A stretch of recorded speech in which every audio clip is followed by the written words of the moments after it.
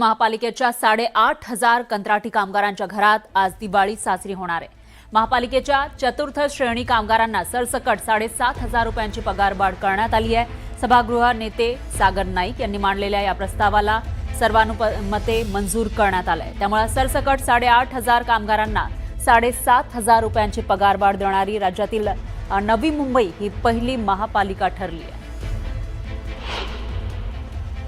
कंत्राटी कामगारांना मोठा दिलासा दिलाय नवी मुंबई महानगरवर, अर्थातच भाजपने हा दिलासा दिलाय। सर, कशा प्रकारचा दिलासा असेल, काय म्हणाले कोणी? या ठिकाणी अनेक वर्षापासून जवळजवळ 8,000 कंत्राटी कामगारांना 2015 पासून कुठलीही पगारवाढ झाली नव्हती। देवेंद्रजी फडणवीस साहेब यांच्या नेतृत्वाखाली गणेशजी नाईक साहेब यांच्या सूचनेनुसार या ठिकाणी सर्व कंत्राटी कामगारांना कुशल, अर्धकुशल, कुशल, अकुशल यांना 7,500 रुपयाची अशी वेतनवाढ आपण केलेली आहे।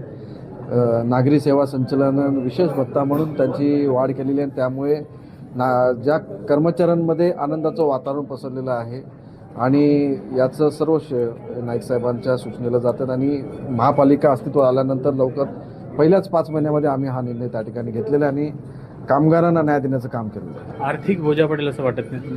आर्थिक बोजा पडण्या तरी आमची महापालिका एक सक्षम आहे।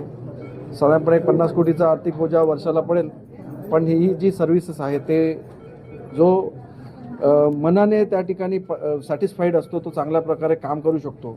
त्यामुळे ज्या सर्व्हिसेस आहेत, साफसफाईच्या असतील, हॉस्पिटलच्या असतील, कर्मचारी आनंदी असेल, कर्मचारी तणावमुक्त असेल तर चांगल्या प्रकारे सेवा देऊ शकतो।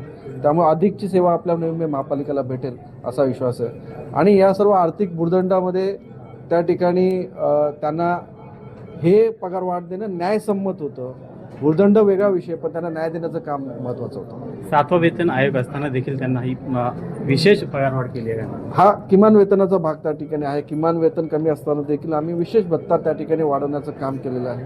मागच्या वेळेस देवेंद्रजी फडणवीस साहेबांनी किमान वेतन वाढ देऊन महाराष्ट्रातल्या लोकांना त्या ठिकाणी पगारवाढ केली होती। आता यावेळेस महापालिकेने किमान वेतनामध्ये 7,500 ची वाढ करून आमच्या कर्मचाऱ्यांना न्याय देण्याचं काम केलं।